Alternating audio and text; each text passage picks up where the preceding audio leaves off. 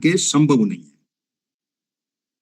लेकिन पैरेलल में इंडस्ट्री वाले खड़े हैं, कॉरपोरेट खड़ा है, वो कह रहा है कि भाई लघु किसान जो है इनको आप समाप्त कर दीजिए, हम यंत्र आधारित खेती कर देंगे, क्लस्टर बना देंगे और खेती का मॉडल जो है उसको हम पार लगा देंगे, आप लेबर के रूप में काम करते रहिएगा। इस बीच में ये भी आया कि बिना जमीन के कुछ हम पोर्ट पार कर देंगे, मान लो जमीन कम पड़ रही है तो हम उस बायोटेक्नोलॉजी में ले लेंगे, हाइड्रोपोनिक वाले पे काम कर लेंगे, वर्टिकल खेती भी कर देंगे, और भी कोई वैकल्पिक मेथड होगा तो जो है उसके अंदर हम ले लेंगे, कोई न कोई इस तरह की चीज पैदा कर लेंगे। जो जैसे वहां पे लोग जा रहे हैं आकाश में, उनके लिए वो गोलियां बन रही है, तो उस तरीके से हम कर लेंगे। अब ये क्या वाकई ये परिकल्पना है, हवाई बात है, या ये होने जा रहा है? दिशा हमारे पूरे सेशन की ये रहेगी कि ये कपोल कल्पित परिकल्पना है क्या बिना किसान के खेती, या संभव है? कुछ लोगों से मेरी बात हुई तो साहब बिल्कुल संभव है, हो जाएगा, आप नहीं करो तो कॉरपोरेट कर लेगा, कॉरपोरेट को क्या प्रॉब्लम आएगी, उनको लोन मिलेगा, सारा कुछ कर देगा, क्लस्टर बना के दे देंगे, वो सारा कर देगा। एक पक्ष ये भी कह रहा है कि नहीं ये जो है मोटे अनाज और इनको नहीं पंगा पालेंगे ये लोग, ये आपके फ्रूट वेजिटेबल या इस तरह के जो भी कॉमर्शियल क्रॉप और इनके ऊपर भी अपना क्लस्टर बना के 50 क्लस्टर के प्रपोजल है, जिसमें वेजिटेबल 5 तो दे दिए इन्होंने फ्रूट वाले, तो वहां ये लोग काम करेंगे बैठे बैठे ऑनलाइन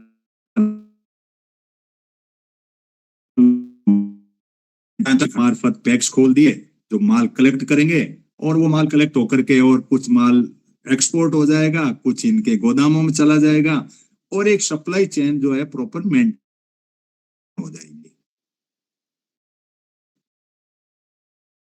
लोग किसान नाम की चिड़िया को हम उड़ा देंगे, ये एमएसपी दूसरा तीसरा इनकी कोई जरूरत महसूस नहीं हो रही है। कॉर्पोरेट कर लेता है तो क्या जरूरत है भाई, एक आदमी काम करने का सक्षम हो, मशीनी युग से सक्षम हो, ड्रोन है, रोबोट है, आर्टिफिशियल इंटेलिजेंट के जितने आयाम हैं उन सब में वो कर लेगा, संभव है।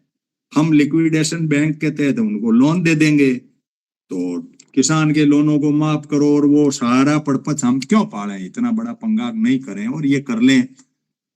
तो ये एक व्यवस्था 2004 से थोड़ी थोड़ी चल रही थी, 2004 से ये चल रही थी, फिर सरकार को कहा गया कि भाई आप ऐसा करिए कि इनमें से लोड कम पड़े एग्रीकल्चर पे, इसलिए इनको कहीं दूसरी जगह शिफ्ट करिए, एग्रीकल्चर के कहीं और व्यवस्था में, इंडस्ट्रियलाइजेशन में या कहीं लेबर में कहीं कहीं शिफ्ट कर दीजिए इनको, ताकि ये थोड़ा धरती पर जो है ये एग्रीकल्चर पे लोड कम हो जाए। सरकार के वोट की गर्ज थी, इसलिए सरकार ने क्या चुपचाप इसके तो कसी प्रेशर तो डाला किसान को, ताकि धीरे धीरे ये शो मोटो ये दीमक लगे जैसे करके ये धीरे धीरे खत्म हो ले। लेकिन फिर लगा कि यार पूरे करो एकदम, कोई करना है तो इसको आप जो है वो उसको करो, फटाफटी करो, इनको निपटाओ, करने की बात है तो क्या बार बार करना। तो इंडस्ट्री वालों ने कहा देखो आपसे तो वोटों की गर्ज है, आपकी बीमारी दूर से है, हमारे कोई बीमारी नहीं है, हम प्राइमरी प्रोड्यूस के लिए इनके पास जाएं, हम सेकेंडरी प्रोड्यूस बना ही रहे हैं, तो हम सेकेंडरी प्रोड्यूस बना देंगे, इनकी अनाज लें फिर करें, ये माथापौड़ी क्यों करें, आप तो पूरा हमें दे दो, प्राइमरी और सेकेंडरी दोनों ही हम दे देंगे, आप लोन लान और ये कर दो, और इनको जो है साइड में कर दो, और ये इनको मजदूरी या इस टाइप से जो भी करो। इस बीच में टोकनाइजेशन का मॉडल भी आया था, जिसका हमने पहले सेशन किया था एक पूरा, कि भाई आपको टोकन के रूप में दे दो किसान को, ये मालिक बना बैठा है, इसको मालिक ही बनना है तो ये टोकन पकड़। अब टोकन के अंदर वो डिजिटल फॉर्म में 12 पॉइंट के अंदर इनको डिजिटल होने के बाद में टोकन दे दिए, टोकन आप बेचते रहो, आपको जो जो आपको पैसे चाहिए वैसे बेच लो, और करते करते वो टोकन जब एक के पास या जो भी मल्टीनेशनल कंपनी ले जाए या कोई भी ले जाए, उनके पास वो जमीन ऑटोमेटिकली चली जाएगी, आप टुकड़ों में बांट सकते हो, क्योंकि थीम ये आई थी कि यार इतनी बड़ी जमीन पड़ी है, ये एक तरह का एस्टेट है, अब इसको आपको यूटिलाइजेशन ही नहीं है, अब ये लोग चिपके हुए हैं इस जमीन के, अनाज पैदा कर रहे हैं, पेट भर रहे हैं, कोई करने को तो इकोनॉमी तो हो ही नहीं रही है, हमारी जीडीपी तो बढ़ ही नहीं रही है। ये सारे ऐसे आइडियाज हैं ग्लोबल लेवल के जिसमें किसान की नीड नहीं है। किसान जो है वो जरूरत महसूस नहीं कर रहा है। आज का जो ये ग्लोबल एरा है या न्यू वर्ल्ड ऑर्डर है, वो चाहता है कि भाई किसान नहीं हो। अब रहा सवाल, जैसे यूनिवर्सिटीज वगैरह या रिसर्च सेंटर है, ये ऐसे ही इंडस्ट्रीज की तरफ डाइवर्ट कर दिए इन्होंने। पूरे के पूरे इंफ्रास्ट्रक्चर भी दे दो इनको, इनका माइंड है वो भी दे दो। और अब रहा सवाल के ट्रेडिशनल नॉलेज की कहीं कहीं जरूरत पड़ती है। किसान के पास में ट्रेडिशनल नॉलेज है, खेत है उसका तो इन्होंने अपना कर दिया कि भाई ऐसे क्लस्टर बनू के कर देंगे। ट्रेडिशनल नॉलेज के अंदर कुछ उनको सुपरफिशियल लेबर की आइडेंटिटी दे दो कि भाई तुम ऐसे एक्सपर्ट हो इसलिए इसको आपको तनख्वाह ये दे दी जाती। ये सारी ढांचा हम मोटा मोटा कहीं इधर उधर से पढ़ते हैं, लेकिन हमने इसको कपोल कल्पित परिकल्पना माना कि 2004 से इस बात को चल रहा था। तो मैं पहले धर्मेंद्र जी आपको लेऊंगा, फिर रूपचंद जी को लेऊंगा। इन दोनों की बातों के बाद में एक पक्ष में है एक विपक्ष में है, ये कैसे किस तरह से अपनी बात को रखते हैं कि ये कपोल कल्पित परिकल्पना नहीं है, ये फैक्ट्स हैं, ये दिशा है और इधर ही जाएगा, दुनिया इधर जाएगी और ये होके रहेगा। दूसरी तरफ रूपचंद जी का आइडिया ये है कि यदि नेचर और ये लोग इनको किसानों के पार नहीं पड़ी, क्योंकि किसान सहन शक्ति में बहुत मास्टर है। किसान के फसल हो नहीं हो, पड़ोसी के नहीं हो तो भी वो अपने आप में सेटिस्फेक्शन है, भगवान के खाते में डाल के भी अपने आप में सेटिस्फेक्शन है। उसको बड़ा वैसा महसूस होता है कि यार घाटा हो गया तो हो गया, चल जैसे भी थे, रूखी सूखी खाके भी उस धरती के ऊपर अपना काम करता रहता है किसान। तो वो नहीं करेगा कॉर्पोरेट, या तो वो लोन माफ होगा या उनका क्या होगा, कैसे होगा, ये लेबर किधर जाएगी, किसान कहाँ जाएगा। तो कुल मिला के इस पूरे ढांचे में किसान आउट कर दें या किसान का एग्जिस्टेंस है, क्योंकि जो फूड है मक्का जमा, ये किसान को खाते में डाल दो और बाकी वो कर दो, ये भी आइडिया चल रहा है। तो ये सारे आइडियाज हमने इधर उधर से कलेक्ट किया और कुछ हमने अपने हिसाब से भी सोचा। तो धर्मेंद्र जी आपका व्यू पॉइंट रख दो, फिर रूपचंद जी रख देते हैं, फिर मैं मैम नमिता आपको इन्हीं बिंदुओं के इर्द गिर्द अपनी बात को, क्योंकि मैं परिचय करा दूं आपका सेशन में। नमिता मैम एक इंटरनेशनल आइडेंटिटी है।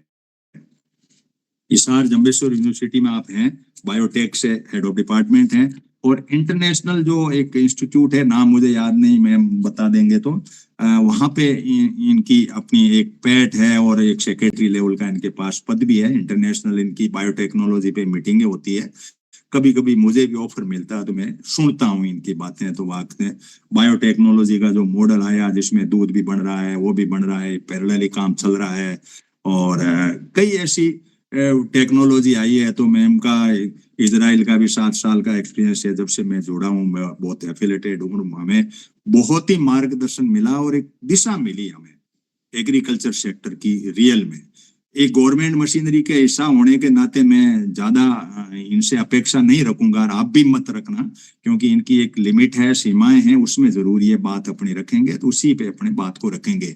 तो धर्मेंद्र जी आप अपनी बात को रखो, फिर रूपचंद जी, और फिर मैं नमिता मैम को लेता हूं। आप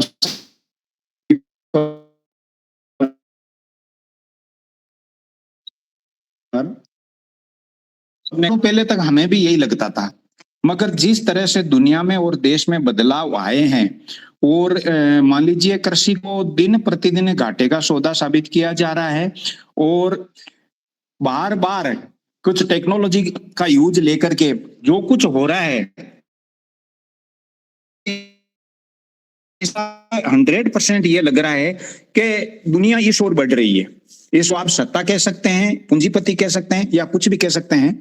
हम ये देखते हैं कि हमने ये अभी आपने कहा कि प्रकृति तो ये मौसम वगैरह ये किसके बस में नहीं है, तो किसान तो सहन शक्ति मतलब रखता है, ये इसका किसान का पारंपरिक धंधा है, किसान एक सहन कर सकता है इसको, प्रकृति के साथ लड़ता हुआ आया है, अपने आप को ढाल भी लेता है।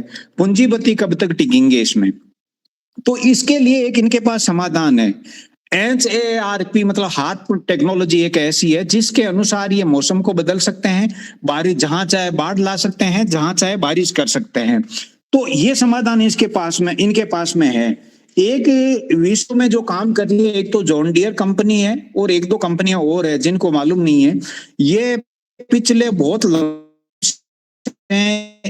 एक इसी मैटर पे काम कर रही है कि फार्मिंग विदाउट फार्मर, और ये अब 100% तय हो गया है कि भारत में तो ये क्लियर दिख रहा है कि किसान को ये बिल्कुल, अब जैसे आपने कहा कि किसान भी ना करेंगे कैसे, बिल्कुल राइट है। यहां मैं आपकी बात से थोड़ा बहुत सहमत हो सकता हूं, क्योंकि इनको मान लीजिए जहां 100 आदमियों की जरूरत पड़ती थी वहां 5 की जरूरत पड़े, 10 की जरूरत पड़े, मगर ये आपसे जमीन छीन लेंगे।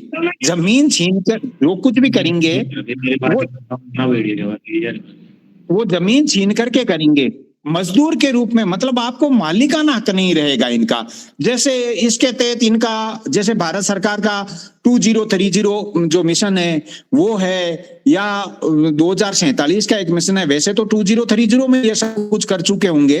और उसके बाद में शायद संपत्ति का पहले नहीं हुआ करता था, आजादी से पहले का जब देखें या अंग्रेजों से पहले का देखें तो उसमें आपके पास में वेपन, वेल्थ और एजुकेशन का अधिकार नहीं था।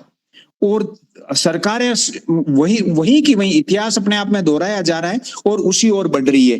तो हमारा तो अब तो ये 100% मानना है कि आने वाले 4-5 साल में ये दूसरे देशों की तो मैं कह नहीं सकता, मगर भारत में तो ऐसा 100% हो जाएगा कि फार्मर नाम की चिड़िया कोई बचेगी नहीं। और रही सही कसर कुछ इन्होंने जैसे संशोधन, पहले 3 कृषि कानून लेके आए ये, उसके बाद में अभी जो सहकारिता में जो इन्होंने परिवर्तन किया है और सहकारिता के जो 3 बिल लेके आए हैं उसके हिसाब से भी वहां पे फार्मर की आपके माध्यम से भी पता चला है कि फार्मर की कोई परिभाषा नहीं है वहां पे, मतलब हर कोई आदमी वहां पे फार्मर हो सकता है। और अभी जो सहकारिता में पहले यही होता था, जिसके पास जमीन है, जो ओरिजिनल में किसान है वही सदस्य बन सकता था सहकारिता का, अब हर कोई बन सकता है। तो ये चीजें ये साबित करती है कि 100% 2029 नहीं तो 30 तक हम ये भारत में भी ये चीजें 50% तो लागू हो ही जाएगी, ये विदाउट फार्मिंग विदाउट फार्मर वाली। धन्यवाद। चलो, हाँ, रूपचंद जी, मैं आपसे कुछ बात सुनना चाहूंगा। आप इसके ऊपर कितने इन बातों पे सहमत हैं, असहमत हैं तो क्यों हैं? उसके बाद में मैं नमिता मैम को लेऊंगा, बीच बीच में इंटरवेन करते रहेंगे। और साथी भी पवार भी जुड़े हुए हैं, और भी साथी कई जुड़े हुए हैं, किसान भी जुड़े हुए हैं। तो रूपचंद जी, आप अपना व्यू पॉइंट दीजिए। सब साथियों को नमस्कार। मेरे व्यू पॉइंट में से 4 बातें हैं, ज्यादा नहीं है।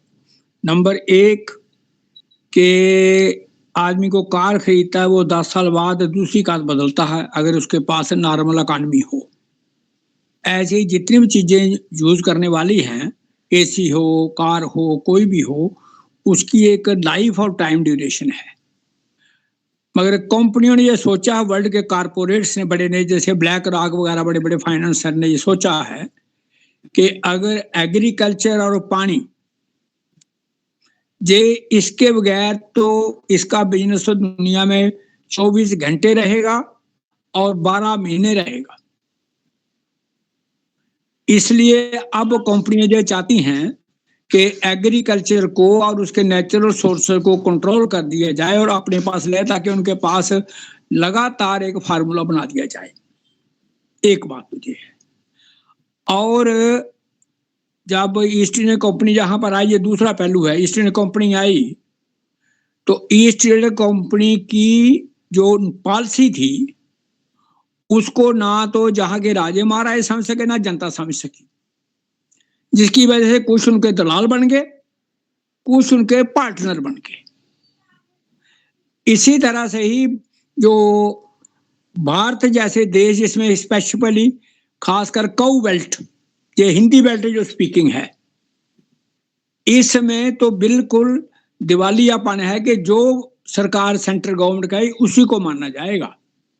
नॉन हिंदी वाले कुछ बोलते हैं, अगर ये बिल जो है 3 इकट्ठे नहीं आए होते, अकेला अकेला आया होता जैसे पहले आए थे, तो शायद पंजाब वाले भी नहीं इसको समझ पाते।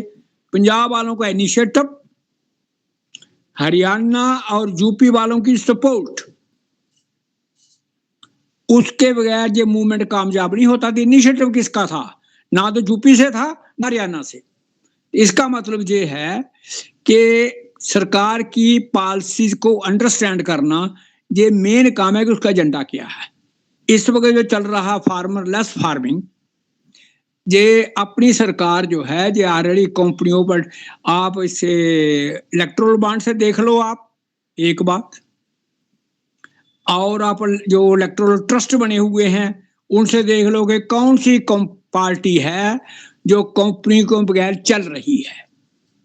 जब कोई पार्टी कंपनी को बगैर चल नहीं सकती तो कंपनी के बगैर तो आपके नुमाइंदे कैसे हैं ये तो बता दो यार।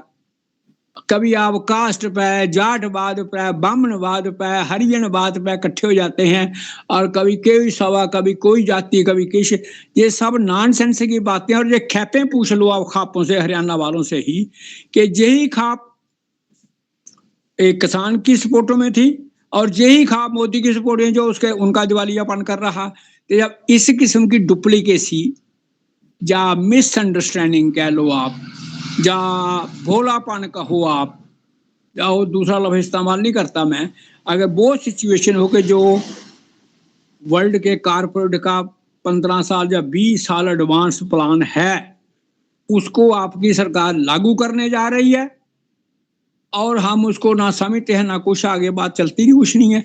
तो मेरी ये कहने की रिक्वेस्ट ये है कि जब तक हम इसके एजेंडे को नहीं समझेंगे और हम खुद क्या कर रहे हैं विचारिक तौर पर, किस किस लॉ मेकर कौन है हमारा, हम उसे रूठ करके अलग से मूवमेंट बनाना चाहते हैं, मैं इससे बिल्कुल सहमत नहीं। जब आपके घर से चुना हुआ है पहले उसका घटो, उसको रिप्लेस करो, मारो, जो मर्जी करो आप, उसके बाद बारी आती है सेपरेट मूवमेंट बनाने की। इससे ज्यादा जरूरत पड़ी तो आगे बोलने की। धन्यवाद।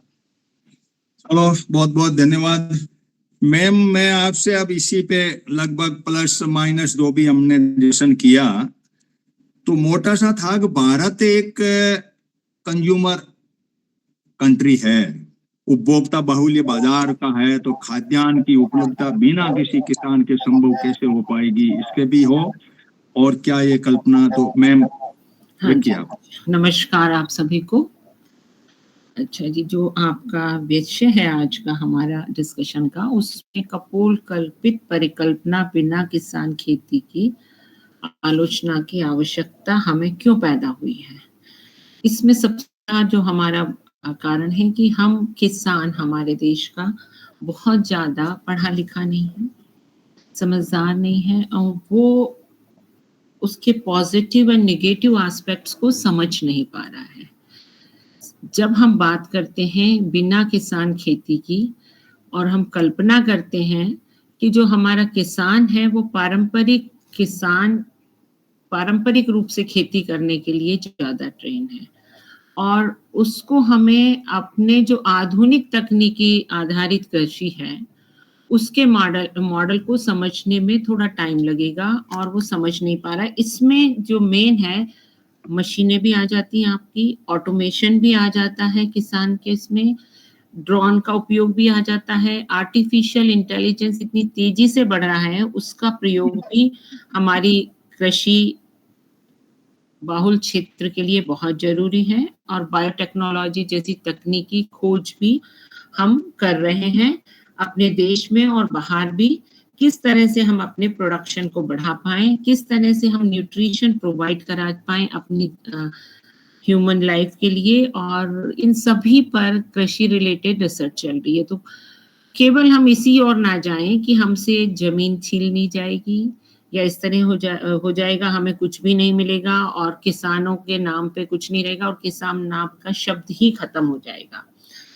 जब हम आलोचना करते हैं इसकी, तो उसमें सबसे पहले ये आता है कि हम वास्तविकता से बहुत दूर जाते जा रहे हैं। भारत देश में करीब 85% किसान छोटे और सीमांत लेवल के हैं, जो इस मॉडल की व्यवहारिकता के अंडर उपयुक्त रूप से फिट नहीं होते हैं। क्योंकि आप छोटा किसान यदि मशीन से या ऑटोमेशन करने लगेगा तो उसकी लागत बहुत ज्यादा आ जाएगी उसकी उपज से ही, तो ये भी हम व्यवहारिक नहीं मानते हैं। फिर रोजगार का संकट भी पैदा हो जाएगा इससे, कि खेती में जो हमारी आजीविका जुड़ी हुई है और किसान हमारा बेरोजगार हो जाएगा यदि हम पूरी तरह से उस पर डिपेंडेंट हो जाए। तो ये भी एक क्वेश्चन हमारे इसी चीज से राइज होता है। और जो हमारी किसान, जो उसको हम अन्नदाता कहते हैं, वो भारतीय संस्कृति का ग्रामीण आधारित संरचना का एक मुख्य घटक होता है। और तकनीकी असमानता का भी है कि यहाँ पे हमें इंटरनेट की फैसिलिटीज सारी जगह नहीं है, बिजली की नहीं है, मशीनरी की उपलब्धता नहीं है। तो ये सभी बातें इस आपकी जो फीडबैक थी कि इसको हम आलोचना कर सकते हैं इन सभी पॉइंट्स पे जो अब हम बात कर रहे हैं कि कंप्लीट होना चाहिए। पर इसके कुछ समाधान भी हमारे पास हैं और जो समाधान को भी हमें एक्सप्लोर करना चाहिए और समझना चाहिए कि जो हम स्थान लेना चाहते हैं तकनीकी को किसान की सहयोगी बनाने की कोशिश ज्यादा करनी चाहिए, जिससे कि वो बहुत ज्यादा विकसित हो पाए। जो हमने अपनी धरती का दोहन बिना सोचे समझे बहुत ज्यादा कर दिया है, उससे हमारी उपज और प्रदूषित हो गई है हमारी जो जमीन, जहाँ पे हम भूमि में अपनी कृषि उगाना चाहते हैं, हम उसको कृषि उत्पाद के लिए उपयोग करना चाहते हैं। तो इसके लिए हमें किसान को प्रशिक्षित करना चाहिए पहले, कि हम सॉल्यूशन देने से पहले आप उसका परिणाम ये होगा, लेकिन आप किसान को समझाएं, उसका सॉल्यूशन दें कि हम किस तरह से ये तकनीकी प्रशिक्षण और संसाधन और वित्तीय सहायता के बेसिस पे हमारा जो सीमांत लेवल का भी किसान है वो भी अपने आप को ये कि हाँ, इस जमीन का मैं मालिक हूँ, मैं हकदार हूँ और मैं इन चीजों का उपयोग करके अपनी कृषि को बढ़ा सकता हूँ। एंड इसके लिए हमारे को नीति निर्धारण को और उस नीति निर्धारित किसान भाइयों को उसका एक सुनिश्चित करनी होगी भागीदारी, जिसके बेसिस पे जिससे वो डर रहे हैं तो उनका डर निकाल दिए जाए, उनको असलियत बताई जाए कि हमारा किस तरह से क्या हम करना चाहते हैं। जब तक आप अपने आम जनता में किसान भाइयों को ये मैम थोड़ा सा इंटरवेन करूंगा। और सवाल हमारा जो है वो ये है, हमारी शंका ये है कि हम लोग ये चाहते हैं कि खेती किसान के मार्फत हो या कॉर्पोरेट मार्फत हो। हमारा बे ये है कि सरकार अटैच करे। आप लोग जो रिसर्च में लोग हो, यूनिवर्सिटीज हैं, वहां तो हम खुश हैं, लेकिन यदि कॉर्पोरेट इंटरवेन करके और खेती का टॉपिक भी है, क्लस्टर बना के करे तो हम मजदूर कहलाएंगे। तो मैं पवार साहब को मैं लूंगा इन्हीं थीम पर कि किसान का एक स्वाभिमान, किसान का एक अपने आप में स्वयंभू उस खेती के ऊपर, तो सरकार को मात नहीं होकर के कॉर्पोरेट मार्फत का जो एजेंडा है, इसमें हमें बे है। अब आगे बढ़िए इसमें। उसके लिए मेरा ये मानना है कि जो समाधान है उसके लिए ये देना होगा सरकार को कि सरकार आप सहकारी खेती को तो बढ़ावा दिया जाए, पर किसान को जमीन के मालिक हकदार किसान ही रहें और संवैधानिक रूप से उनको संरक्षण दिया जाए कि आपकी जमीन नहीं छीनी जाएगी।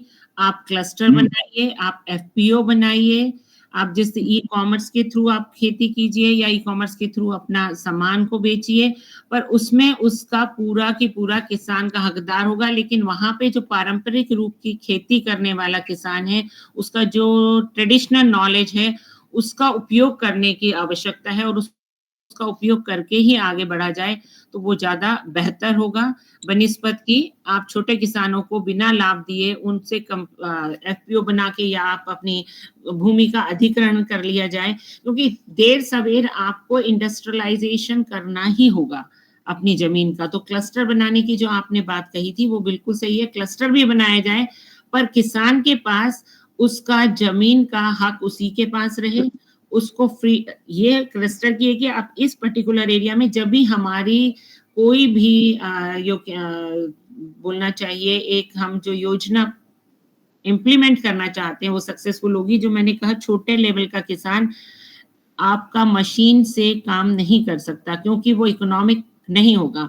तो इस कंडीशन में यदि आप किसी कॉर्पोरेट सेक्टर को लेके आते हैं तो कॉर्पोरेट सेक्टर को उसकी रिस्पॉन्सिबिलिटी दे दीजिए, पर जमीन का हक वो किसानों के पास रहे और उनको पूरा अधिकार हो कि किस तरह से हमारे जमीन में कौन सा इस एरिया में बीज बोना होना है, क्या होना है या क्या उत्पादन होना है, और उसके संरक्षण में हो बड़े कॉर्पोरेट सेक्टर के, उसमें कोई भी वो नहीं है। या फिर आप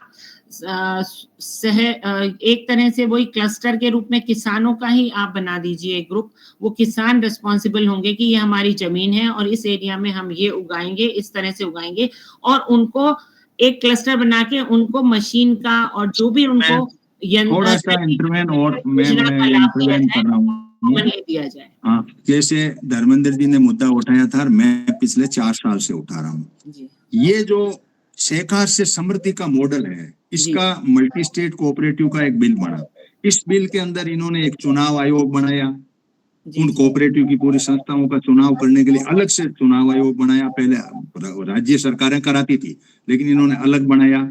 अलग बनाने के बाद में उसके कानून जब हमने पढ़े तो हमें शंका ये हुआ कि मल्टी स्टेट कोऑपरेटिव के मार्फत जैसे दूध का ढांचा इनके पास गया अमूल के हिसाब से, इसी तरह से अनाज का पूरा ढांचा या फ्रूट का या वेजिटेबल का ये इनके पास गया। तो कॉरपोरेट हमेशा नफे के लिए ही जिंदा है, कॉरपोरेट को स्वाभिमान से एक दूसरा नहीं। अब ये रहा कि इनडायरेक्टली हमारे खाते में जमीन बोलती रहे मान लो, या हम वहां घूमते रहे, वो हमारे बिल्कुल पिन पॉइंटेड बात यह है कि भाई हमें उसमें आनंद नहीं आता, चाहे हम संकट में हो, प्रकृति में दुख झेलें, कुछ भी झेलें, लेकिन अंदर से कुछ ऐसे भाव आता है कि यार मैंने दस्तखत कर दिया, ये इस वो ले ली, अब ठीक है, इतने दिन तक तो ये लीज पे है, इतने दिन मैं बार बार कर रहा हूँ, उसने तारबंदी तगड़ी की ठोक दी, मेरी भैंस बकरी भी नहीं की।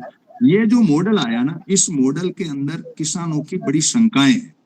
और आप लोग तो यूनिवर्सिटी में बैठते हो, आपके पास आते भी हैं, सारे आते हैं, ये बिल्कुल सही है कि इनकम के लिए रामचंद्रा के बुक में हमने पढ़ लिया कि भाई इस तरह से आप करो, इनको एक करो, क्लस्टर बना दो, एफपीओ बना दो, एपीसी बना दो, सब कुछ ठीक है। जी जी। लेकिन इनकी चाबी एक कॉर्पोरेटिव इंस्टीट्यूट गवर्न हो रहा है गवर्नमेंट से या कॉर्पोरेट से, ये बड़े सवाल हैं। गवर्नमेंट तो हम बदल सकते हैं, वो तो हमारे बस में है, लेकिन कॉर्पोरेट नहीं बदल सकते।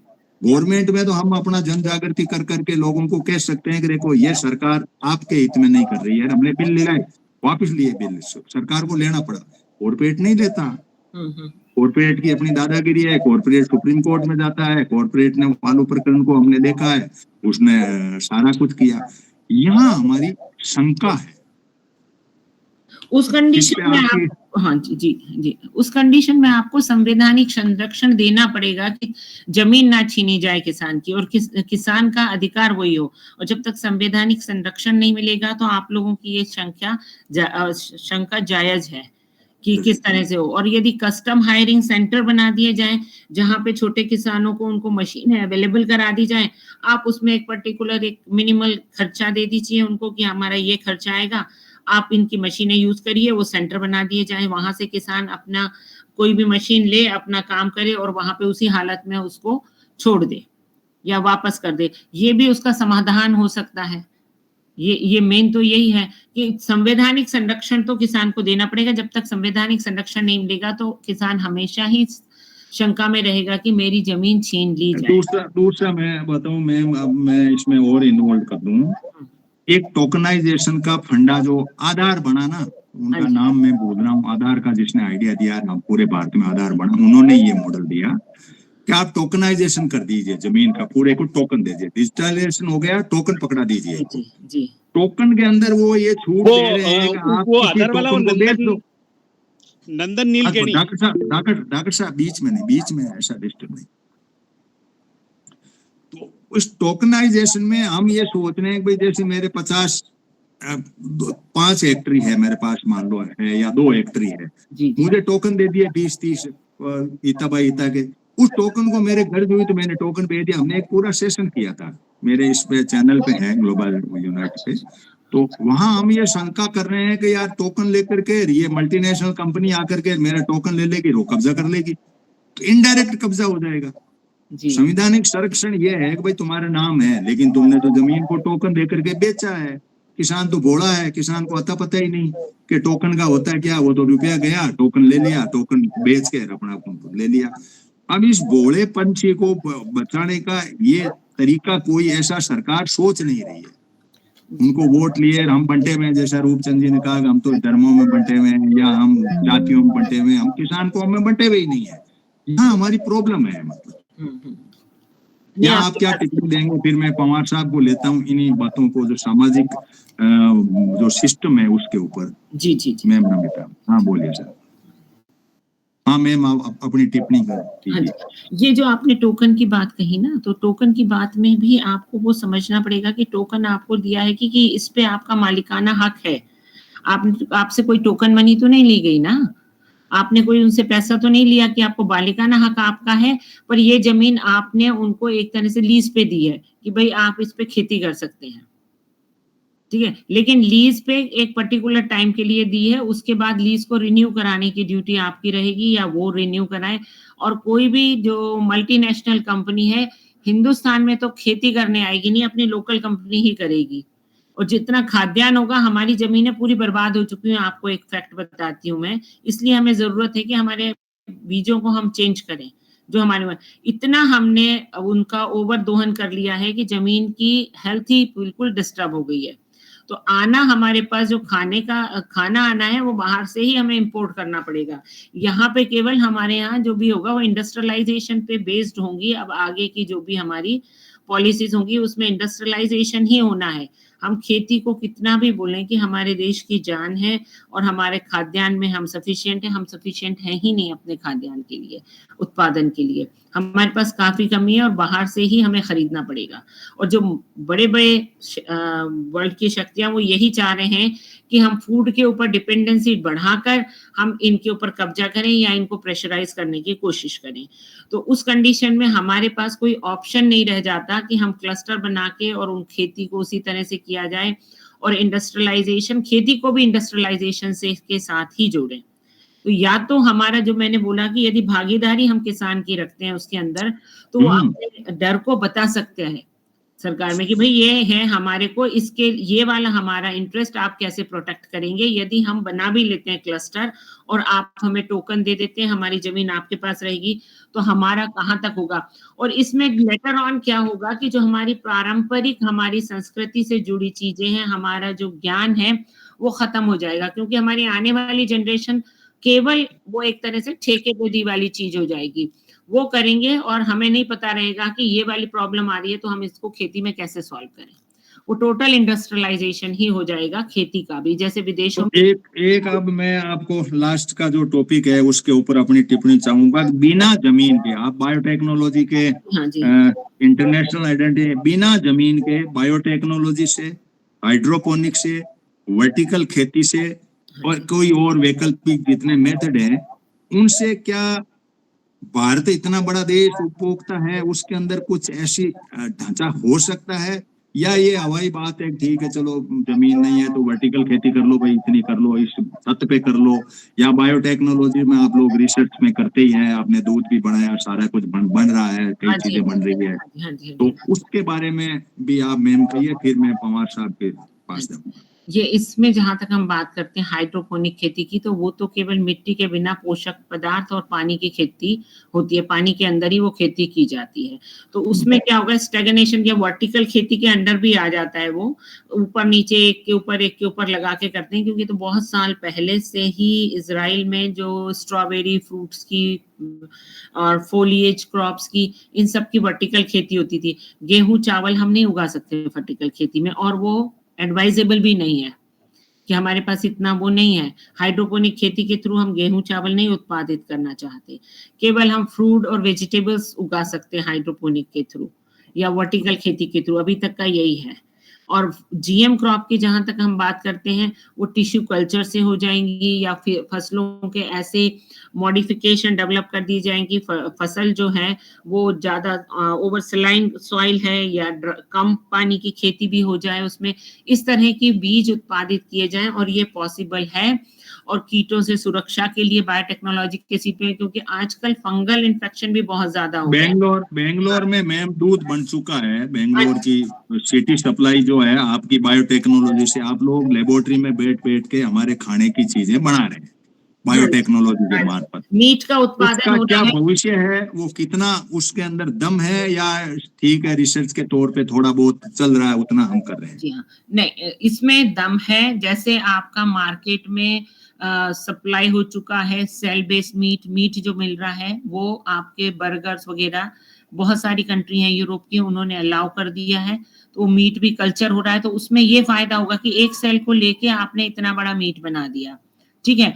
उसमें क्या है कि हमें केमिकल की जरूरत पड़ी उसको खाना देने की, पर हमें उसकी आवश्यकता नहीं पड़ी जितना कि और सेकेंडरी इन्फेक्शन आएगा या सेकेंडरी बाय प्रोडक्ट वो प्रोड्यूस करेगा। उसको रेयरिंग के लिए घास की जरूरत होगी, जानवर को बढ़ाने के लिए उसको खाना दिया जाएगा, वो भी कमी आएगी। तो सेल बेस्ड कल्चर पॉसिबल है, पॉसिबल क्या हो रहा है, और उसको सप्लाई करने की परमिशन भी हो गई। उसकी गाइडलाइन अब हमारे यहाँ जो FSSAI है उसमें हम इन सब चीजों की गाइडलाइंस भी डेवलप कर रहे हैं। यदि सेल बेस्ड मीट होगा कि डायरेक्ट, अभी तो क्या है बीफ मिल जाएगा, पोर्क मिल जाएगा, उसके लिए हमें सेक्रीफाइस करना पड़ता है एनिमल को। उस कंडीशन में हमें एनिमल को सेक्रीफाइस करने की जरूरत नहीं है, ठीक है। बस हम एक एनिमल का पास 2-4 सेल होंगी, उन्हीं से ग्रो कर लेंगे, तो वो फास्ट ग्रोथ होगी उसके अंदर, लैब के अंदर उतना हमें टाइम नहीं लगेगा। तो कहीं ना कहीं वो आपकी इन्वायरमेंट फ्रेंडली भी टेक्नोलॉजी है जिसके अंदर हम प्रोड्यूस कर रहे हैं इस तरह की चीजें।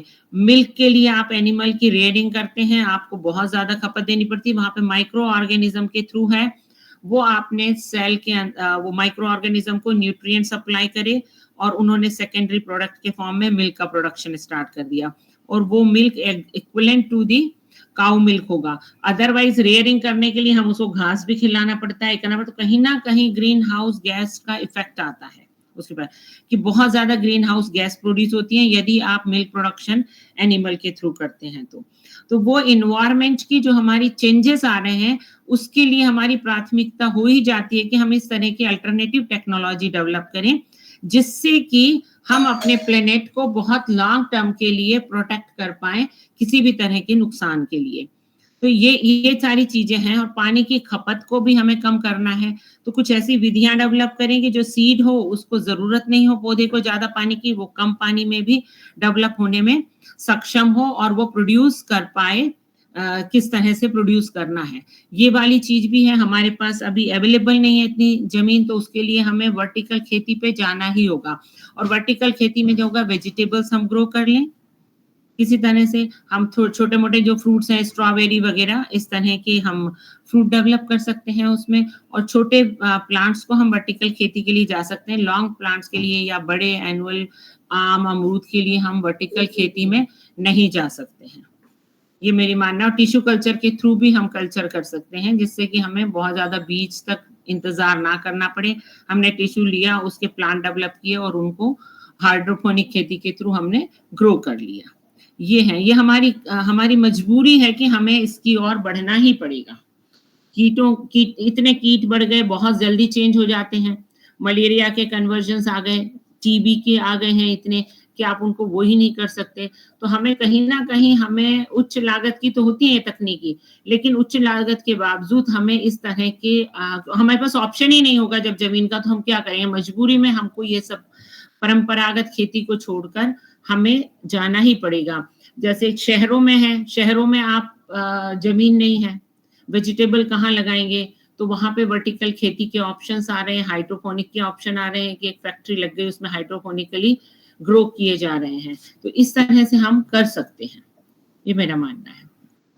चलो पवार साहब, बहुत सारी बातें हुई, और जैसा आप यहाँ पे पहुंच गए हम के भाई बिना जमीन के भी खेती होना संभव हो पाएगा, ये बढ़ना ही पड़ेगा, और रोग भी नहीं होंगे। मैंने मैम को पहले भी सुना है भाई आपका दूध जो है गायों का ये गफलत में है, तो उसको आप बिल्कुल एकदम उस तरीके से होगा और सिस्टमेटिक होगा। तो अब मुद्दा ये बैठ रहा है कि ये किसान जो अपने आप का यूं स्वयंभू राजा बन के घूम रहा है खेतों में, इसका क्या होगा, कहाँ होगा, कैसे होगा, इस पे भी टिप्पणी करते हुए इन सब बातों को समअप करिए पवार साहब। बढ़िया। नमस्कार चौधरी साहब। अब शुद्ध देसी गांव में आ जाए हम थोड़ा सा। सही बात यह है कि तीन ही पहलू हैं, प्रोडक्शन है, मार्केटिंग है और कंज्यूमर है। हम प्रोडक्शन और मार्केटिंग को ही देख रहे हैं, जो तीसरा पहलू है कंज्यूमर का, उसको हमें ध्यान नहीं आ रहा। दिस इज फैक्ट कि इस साल बच्चों के 2.5% एजुकेशन में एडमिशन कम हुए हैं प्राइमरी में। मतलब ये 3 साल में 2.5% पॉपुलेशन आपकी कम हो गई 4 साल में, क्योंकि 4 साल के बच्चे एडमिशन ले रहे हैं आजकल, 5 तक भी वेट नहीं करता कोई। और ये तय है कि अगले 10 साल में आपकी 10%